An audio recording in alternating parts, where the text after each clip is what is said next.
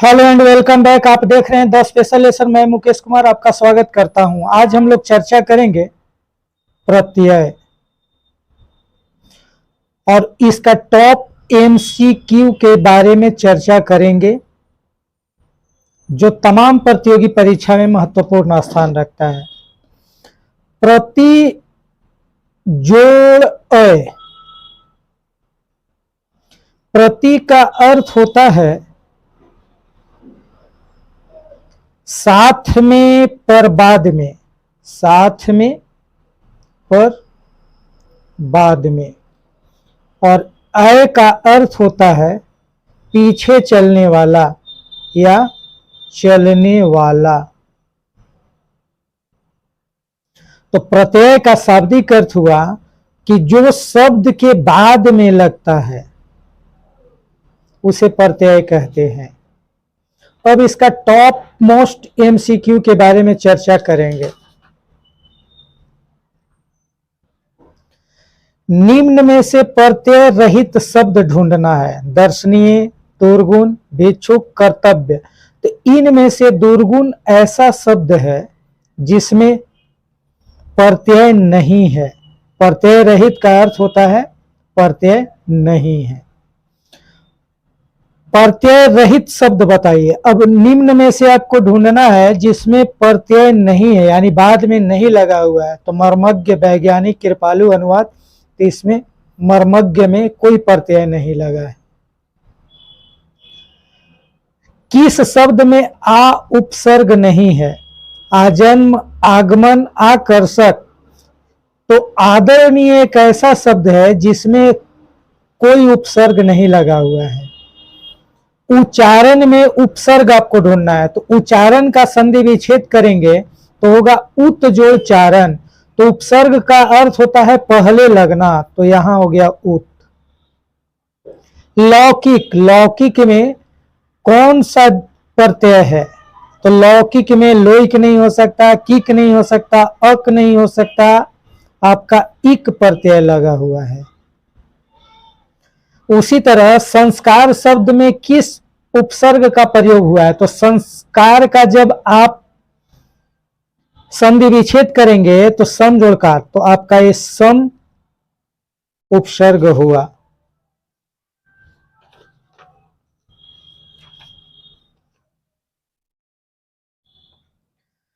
पांडव, पांडव में कैसा प्रत्यय लगा हुआ है? तो यहां पर एक कृदंत और तद्धित।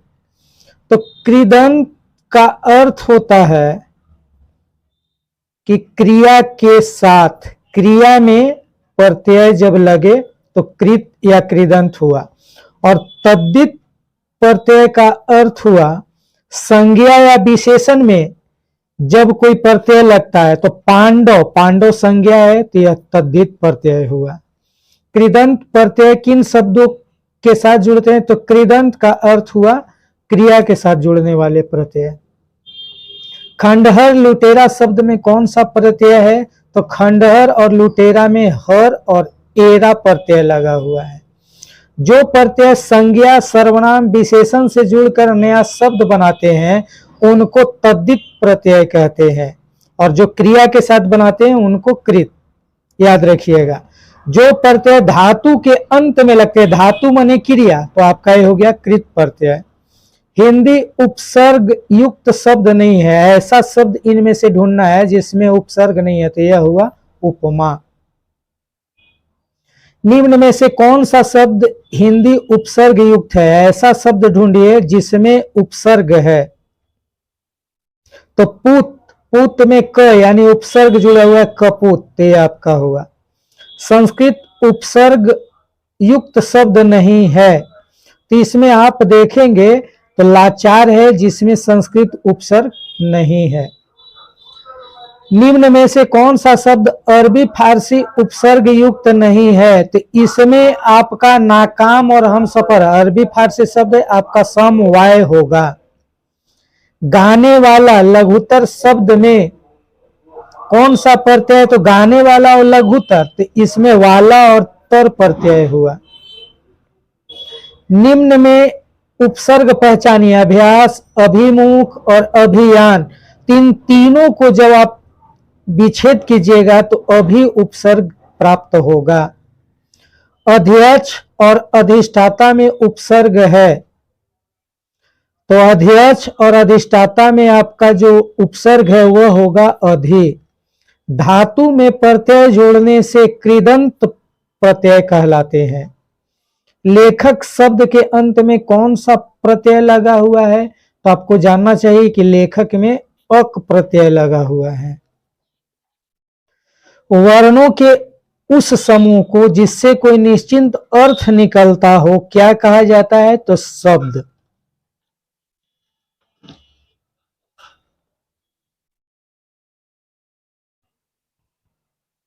सूत शब्द को स्त्रीवाचक बनाने के लिए किस प्रत्यय का प्रयोग करेंगे, तो आपका इसमें ई या नहीं होगा, इक नहीं होगा, आपका होगा ई, दीर्घ ई, तो हो जाएगा सूती।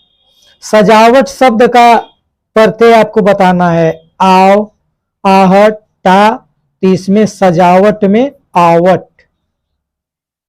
अभिशाप में उपसर्ग चुनना है, तो अभिशाप में आपका साप में अभी जुड़ा हुआ है तो हो गया उपसर्ग अभी।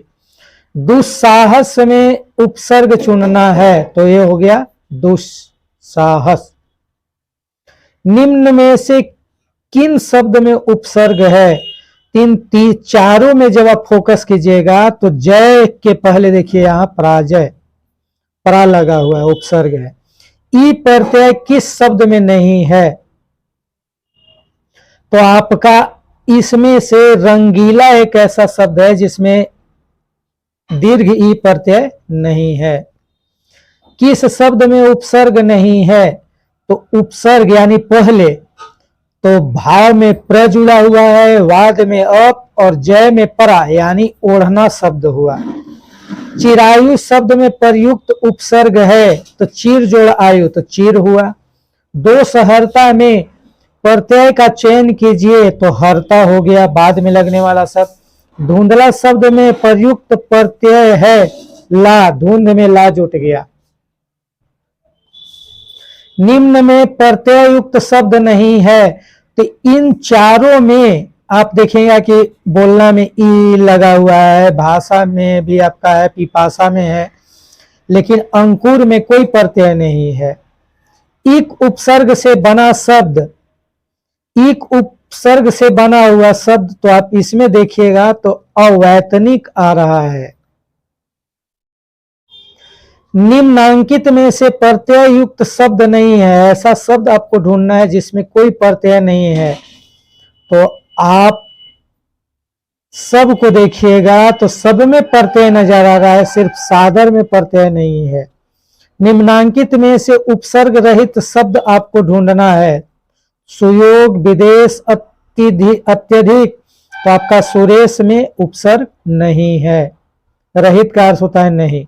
निर्वाह में प्रयुक्त उपसर्ग है, तो निर्वात में आपका होगा नीर। तो इस तरह से आप तमाम उपसर्ग और प्रत्यय का एमसीक्यू पढ़ लिए। यदि आप नए हैं तो मेरे साथ जुड़े रहें। धन्यवाद।